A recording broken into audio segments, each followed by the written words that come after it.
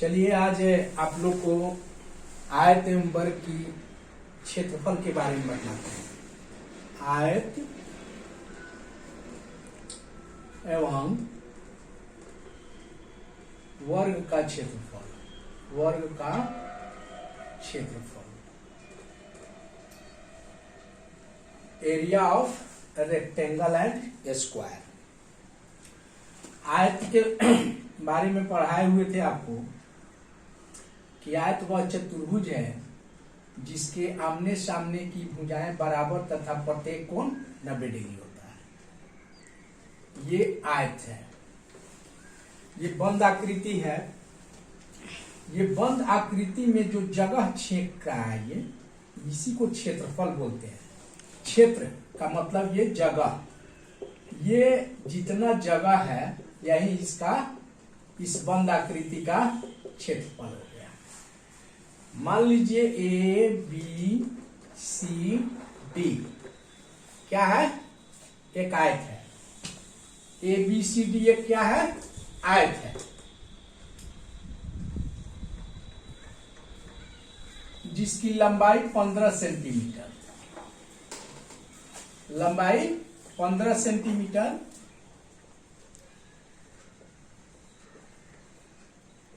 चौड़ाई 10 सेंटीमीटर, चौड़ाई 10 सेंटीमीटर।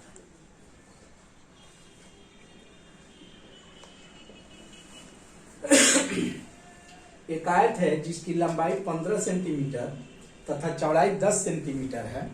अब इसका क्षेत्रफल निकालना है तो क्या होगा, आयत का क्षेत्रफल, एरिया ऑफ रेक्टेंगल, आयत का क्षेत्रफल इक्वल लंबाई गुना चौड़ाई, लंबाई गुना चौड़ाई, लंबाई गुना चौड़ाई। लंबाई कितनी है, 15 सेंटीमीटर, 15 गुना चौड़ाई 10 यानी 150 वर्ग सेंटीमीटर। क्षेत्रफल का इकाई क्या होता है, वर्ग सेंटीमीटर। तो आयत का क्षेत्रफल कितना निकल गया, 150 वर्ग सेंटीमीटर। इसी तरह अन्य उदाहरण भी है। लंबाई, सपोज दैट एक और आयत है जिसकी लंबाई 25 सेंटीमीटर, 25 cm, चौड़ाई 15 सेंटीमीटर, 15 सेंटीमीटर। और इसका एरिया जब कहेगा निकालने के लिए तो फिर क्या करेंगे हम, आयत का क्षेत्रफल लंबाई गुना चौड़ाई यानी 25 गुना 15। क्या लिख देंगे यहाँ, 25 गुना 15, लंबाई 25 चौड़ाई 15, कितना हो जाएगा 5 30 इतना वर्ग सेंटीमीटर। ये आयत का क्षेत्रफल हुआ। अब हम लोग समझते हैं वर्ग का क्षेत्रफल। इसके बाद क्या निकालना है, वर्ग का क्षेत्रफल। वर्ग के बारे में बतलाए थे कि वर्ग 4 भुजाओं से घिरा हुआ वह क्षेत्र है जिसकी सभी भुजाएं आपस में बराबर तथा प्रत्येक कोण 90 डिग्री होता है, प्रत्येक कोण 90 डिग्री होता है। तो वर्ग की अगर एक भुजा 4 सेंटीमीटर दिया हुआ है तो सभी भुजाएं कितना हो जाएगा, 4 सेंटीमीटर, कितना हो जाएगा 4 सेंटीमीटर। तो वर्ग का क्षेत्रफल, वर्ग का क्षेत्रफल, इसमें भी लिखेंगे लंबाई गुना चौड़ाई, लंबाई गुना चौड़ाई। चूंकि वर्ग की सभी भुजाएं बराबर होती है इसलिए यहां लंबाई गुना इस चौड़ाई को लंबाई लिख सकते हैं। चूंकि इसमें लंबाई और चौड़ाई बराबर होती है इसलिए इस चौड़ाई को हम लंबाई लिख देंगे। क्या लिख देंगे, लंबाई। तो यहाँ क्या हो जाएगा, लंबाई गुने लंबाई, लंबाई स्क्वायर। क्या हो जाएगा, लंबाई स्क्वायर। अर्थात ये लंबाई क्या है, भुजा स्क्वायर। लंबाई भुजा है इसलिए ये हो जाएगा भुजा स्क्वायर, यानी वर्ग का क्षेत्रफल का भुजा स्क्वायर। तो भुजा कितना दिया हुआ है 4 सेंटीमीटर, नहीं तो 4 cm इसका स्क्वायर कर देंगे, कितना आ जाएगा 16 वर्ग सेंटीमीटर। इसका क्षेत्रफल कितना निकल जाएगा 16 वर्ग सेंटीमीटर। अब इसके बाद हम पुनः देखते हैं आयत का विकर्ण, आयत का विकर्ण, आयत का विकर्ण।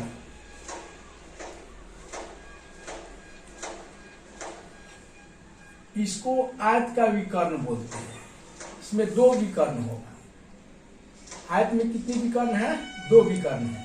अगर आयत के विकर्ण निकालना हो तो यहां अगर लंबाई 15 सेंटीमीटर है, चौड़ाई 10 सेंटीमीटर है, तो आयत का विकर्ण निकालना हो तो क्या करेंगे हम, इसको मान लेते हैं A B C D। तो क्या निकालेंगे हम, ये समकोण त्रिभुज है। कौन त्रिभुज बन गया यहां से समकोण त्रिभुज। तो समकोण त्रिभुज में पाइथागोरस का प्रमेय है कि कर्ण का वर्ग यानी कर्ण स्क्वायर, विकर्ण स्क्वायर, यहां ये कर्ण हो जाएगा, सिंगल छांटेंगे तो कर्ण हो जाएगा, यानी BD विकर्ण BD स्क्वायर बराबर BC square plus CD square. इसलिए BD equal BC square plus CD square का रूट अंडर।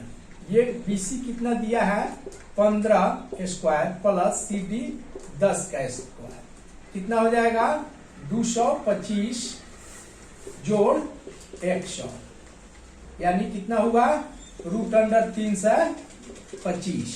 रूट अंडर 325 को क्या करेंगे हम, फैक्टराइज करेंगे। 325, 5 से 5 छक 30, 5 25, 5 से 13, तो ये हो जाएगा 5 रूट 13। यही इसका विकर्ण हो गया। अब यदि वर्ग का विकर्ण निकालेंगे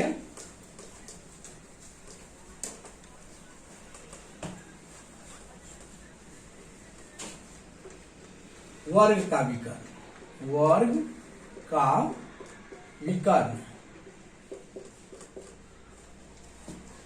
इसको कैसे निकालते हैं,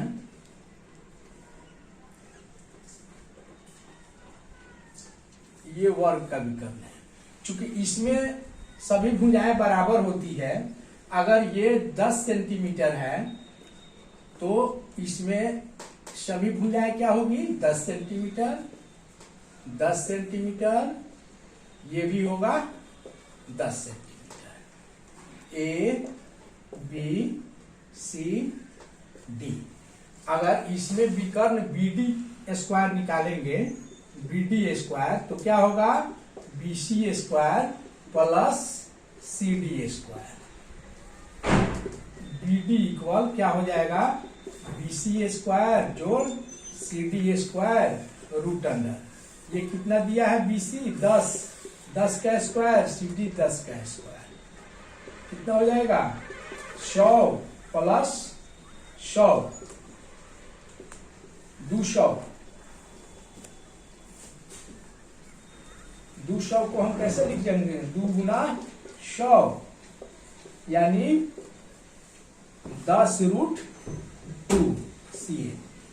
वर्ग का विकर्ण कितना हो गया 10 रूट 2 CA।